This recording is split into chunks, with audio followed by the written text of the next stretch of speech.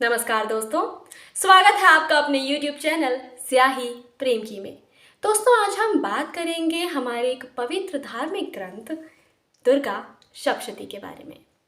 ये क्या है, इसका महत्व क्या है, इसे क्यों पढ़ना चाहिए और इसके अलग अलग अध्यायों से हमें कौन कौन से लाभ मिलते हैं, कौन कौन सी मनोकामनाएं पूरी होती हैं, ये हम आज के इस वीडियो में जानेंगे।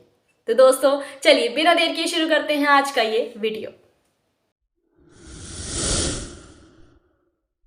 दोस्तों, दुर्गा सप्तशती को हम देवी महात्म्य नाम से भी जानते हैं। देवी महात्म्य यानी देवी की महानता का बखान या वर्णन। तो इस पुस्तक में हमें देवी की महानता का वर्णन, उनके रूप का वर्णन, उनके सौंदर्य का, उनकी शक्ति का, उनके उग्र रूप का, उनके सौम्य रूप का, उनके अवतारों का वर्णन देखने को मिलता है। अब दोस्तों, बात आती है कि इसे दुर्गा सप्तशती क्यों कहा जाता है। तो दरअसल इसमें जो श्लोक है उसकी संख्या है 700। सप्त यानी 7 और शती यानी 100। तो 700 श्लोक होने के कारण इस पुस्तक का नाम पड़ा दुर्गा सप्तशती। इसमें 13 अध्याय हैं। उसके साथ ही दुर्गा कवच, अर्गला, कीलक और रहस्य जैसी कई चीज़ें हैं जिसके लिए हम एक अलग से वीडियो बनाएंगे। लेकिन आज हम जानेंगे कि दुर्गा सप्तशती के जो 13 अध्याय हैं वो हमें कौन कौन से लाभ देते हैं, हमें कौन कौन सी मनोकामनाएं पूरी करते हैं। तो सबसे पहले तो आप ये जान लीजिए कि जो भगवती के उपासक हैं वो पूरे साल इस पुस्तक का अध्ययन करते हैं। लेकिन अगर आप पूरे साल नहीं कर सकते तो कम से कम नवरात्रि के 9 दिनों में आपको इस पुस्तक को अवश्य पढ़ना चाहिए। और इससे क्या शुभ लाभ होते हैं ये आप स्वयं महसूस करने लगेंगे। तो दोस्तों, वैसे तो आपको दुर्गा सप्तशती के 13 अध्यायों का पाठ करना चाहिए। लेकिन अगर किसी कारणवश आप 13 अध्यायों को नहीं पढ़ सकते हैं तो आप कोई एक विशेष अध्याय पढ़ सकते हैं। आपकी कोई भी समस्या या मनोकामना है उसके लिए इसमें अलग अलग अध्याय दिए गए हैं। तो अब मैं आपको बताती हूँ कि किस समस्या के लिए, किस मनोकामना को पूरा करने के लिए आपको कौन सा अध्याय पढ़ना चाहिए। सबसे पहले जब भी आप पाठ शुरू करें तो अपनी सात्विकता का, अपनी शुद्धता का ज़रूर ध्यान रखें। साफ सफाई देवी माता को बहुत पसंद है, उसका ध्यान रखें।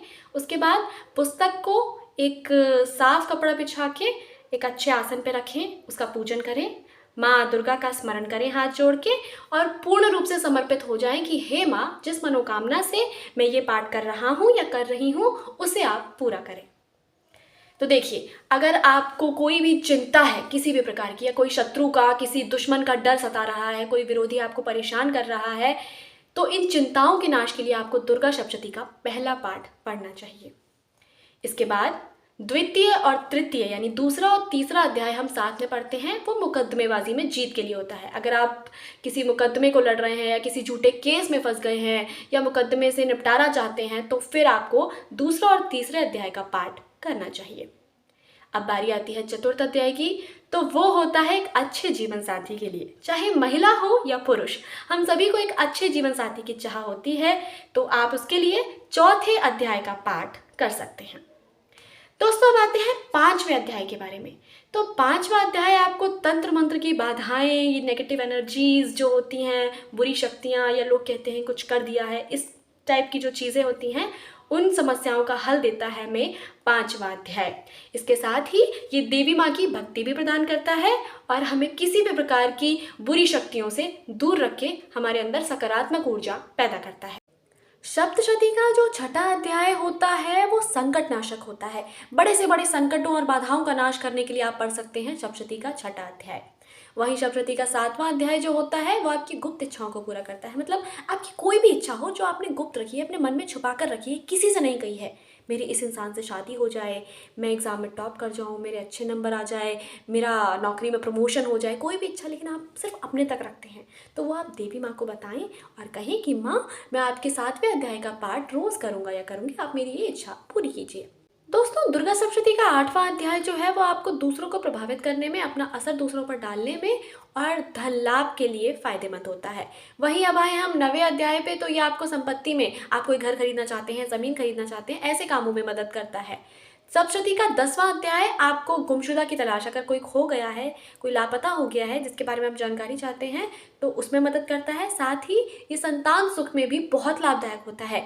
जिन दंपत्ति के कोई संतान नहीं है और वो संतान की इच्छा रखते हैं तो वो सप्तशती का 10वां अध्याय रोज कर सकते हैं।